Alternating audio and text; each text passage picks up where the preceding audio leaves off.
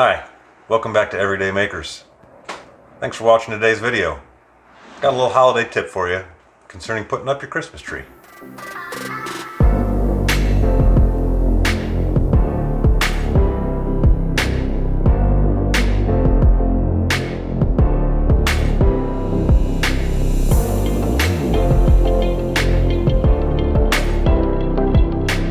Hi, and welcome back to the Everyday Makers. My name's Dan. Thanks for joining me again today. So I've got just a quick little tip for the holiday season for putting up your Christmas tree. Something we just ran into with putting ours up. If you get fresh trees, like we went and cut ours down, you know that the trunk can be really, really soft. And when you have your stand and you put those bolts, the bolts that are, maybe about this big, a little bigger than this,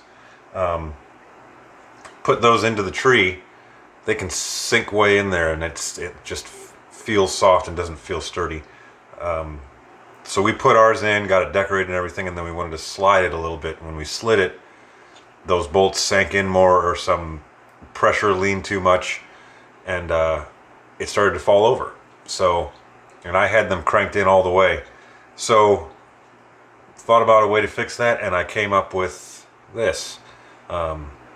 This is just some scrap plywood that I had around the shop. I cut up a few chunks of this, and I put them in between the tree, which for our demonstration we'll say this paint can's the tree.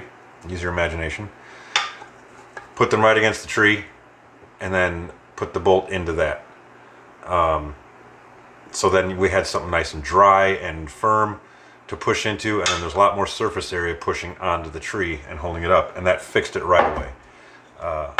So next year when we get our tree, I'm going to cut a few of these and just have them upstairs and ready to go, and I'm going to put them on right at the beginning because I think it'll save some hassle later. I was worried we were going to have to take the tree down, take everything off, and redo everything, so glad that didn't happen.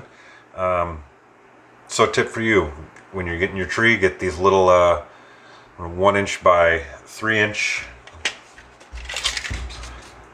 4.5 by 1 1/4, and anything around this side. I cut a few different widths and different lengths just to make sure it fit. I have one that fit right, and that will save you some hassle later. So thanks for joining me today.